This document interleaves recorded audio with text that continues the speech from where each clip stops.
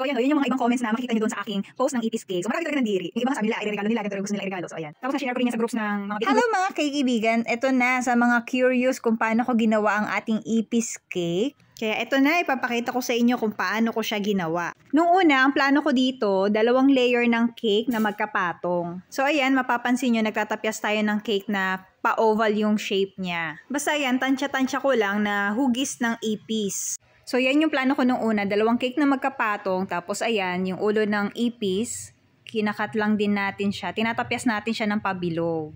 Tapos nung pinagpatong ko na yung cake, sabi ko, medyo mataas, so dapat hindi ganito. So, ayan. Kahit tapyasin ko, mataas pa rin. So, ayan. Ulit tayo.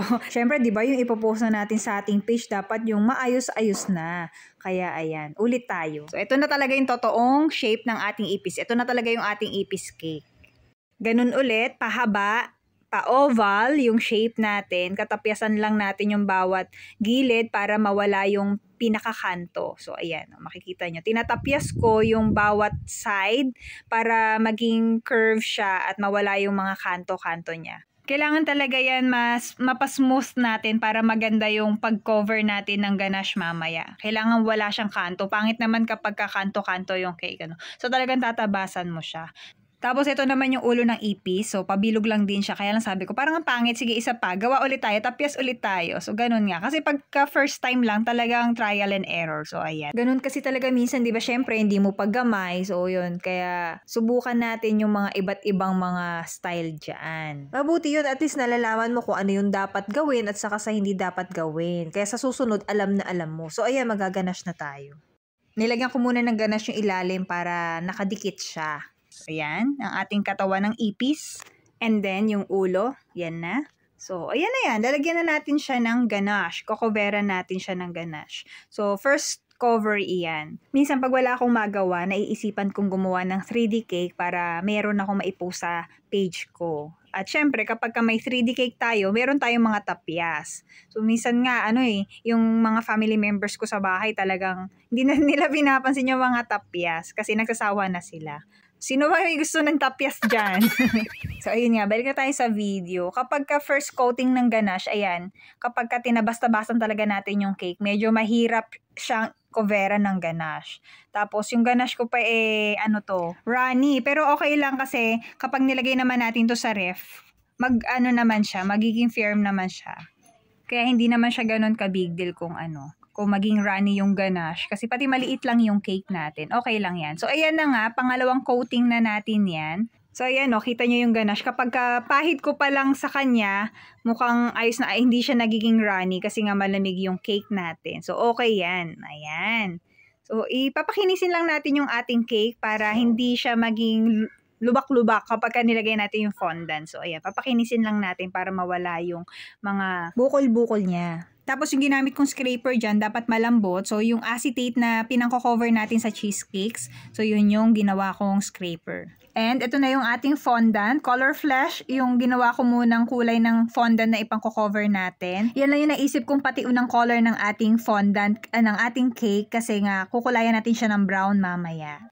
Ayan, tapos plancha-plancha, ilagay natin yung mismong nguso. So, fondant lang din yan. Yung mismong nguso ng ating cake, yung color black, all fondant yan. So, ayan, gamit na tayo ng modeling tool. So, hindi ko alam talaga kung anong tawag niya. Basta pointed siya. So, ayan nga. Mapapansin nyo yung ipis natin. Parang detail, Yung pangit nga yung gawa ko dyan. Kasi nga, matambok yung kanyang puwetan. So, sa susunod, alam na natin yung next na gagawin natin. And, ayan, pinatungan ko pa ng isang mas lighter na flesh ang kulay na fondant sa mismong ulunan niya. Kasi nga, di ba yung ipis, mas lighter yung kulay nung nasa may bandang ulunan niya. Kesa compared dun sa kanyang katawan. So, ayan, lalagyan na natin ng texture ang ating ipis cake. Lagyan lang natin siya ng guhit-guhit para magmukhang pakpak. Wala kasi ako nung tawag dito? Wafer paper. So, parang feeling ko dapat wafer paper yung ilagay natin para manipis talagang itsurang pakpak siya. So, dahil wala tayong ganun, yan na lang. Fondant na lang, tapos sabi ko, gawan ko na lang ng paraan sa pagkukulay. Titingnan natin kung magkukulay talaga siya ng ipis kahit na fondant, hindi tayo gumamit ng wafer paper. Nung natapos ko nga to, sabi ko, ay, okay din pala kahit hindi wafer paper yung ginamit nating pakpak kasi kulay naman din siya talaga ng ipis. Mukha naman din siyang ipis. So nakakatuwa kasi nung pinost ko to, maraming natuwa, maraming nandiri. So okay lang din kung may mga nandiri. Kasi naman talaga nakakadiri lalo na yung makita mo yung paa niya. So talagang nakakadiri yung ipis na cake. I understand dun sa mga nandiri sa cake na ito. So, ayan o, yun yung mga ibang comments na makikita nyo doon sa aking post ng ipis cake. So, marami talaga nandiri. Yung iba nga sabi nila, ireregalo nila, ganito rin gusto nilang iregalo. So, ayan. Tapos nga, shinare ko rin yan sa groups ng mga baking groups, mga international baking groups. Natuwa naman sila kaya yung ibang comments niyan galing doon. Nakakatuwa kasi hindi ko na-expect na maraming magko-comment doon sa ating post na ipis cake. Hindi ko na mga kilala, talagang mga nagko-comment sila doon. At marami din nag-share, so salamat po. Sa mga natuwa sa ating ipis cake at sa mga nandiri, salamat po sa inyo.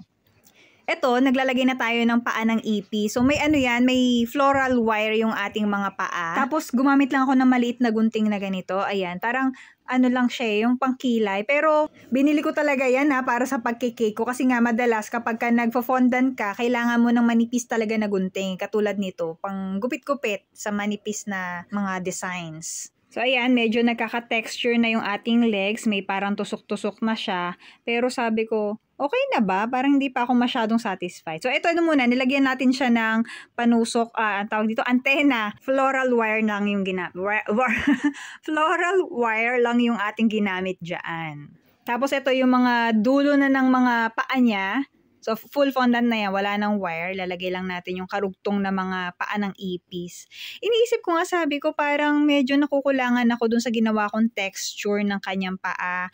Inisip ko naman, kung lalagyan ko pa siya ng tusok-tusok, mano-mano ko naman siyang ilalagay. So, dagdag time din yun. Sige, sabi ko, pag-isipan ko. So, ayan, kulayan muna natin yung ating fondant.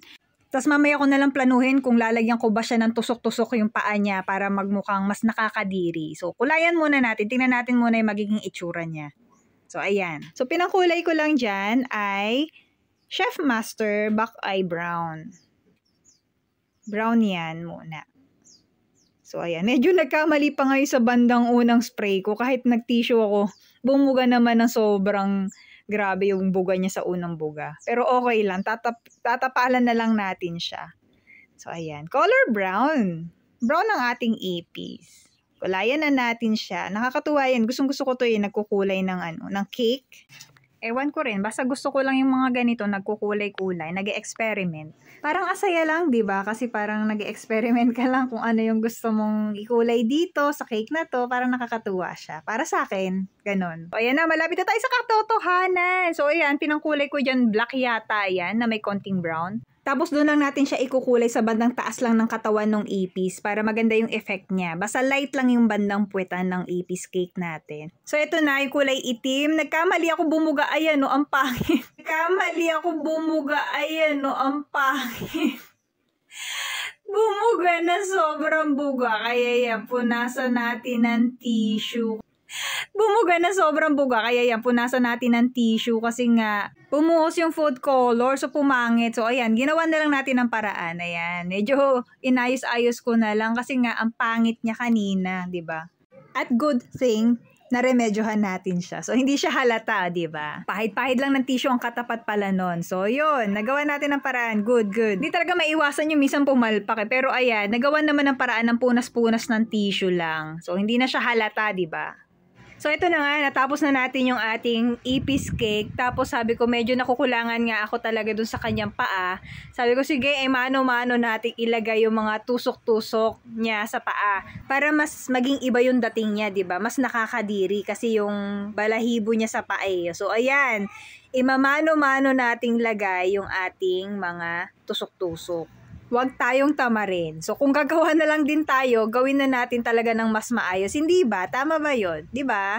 So, ganun na nga. Yun yung naging thinking ko. Sige, gawin na lang natin mas maayos talaga at magmukhang ipis talaga yung ating cake. Okay lang. Maubos yung oras natin kakalagay ng mga tusok-tusok na ito. Ayan.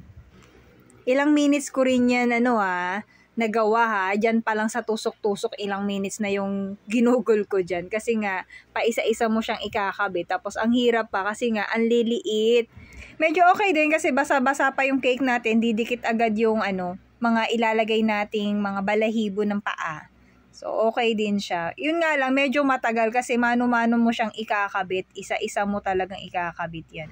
And eto na siya, ang ating ipis cake. Kaya umiikot-ikot na naapakan ata. Or nahampas ng tsinelas. So, ayan, nahilo ba kayo? So, eto na ang ating ipis cake. Sana nagustuhan nyo ang aking na-share kung paano ko siya ginawa. So, yun lang for today's video. Babush! And thank you for watching!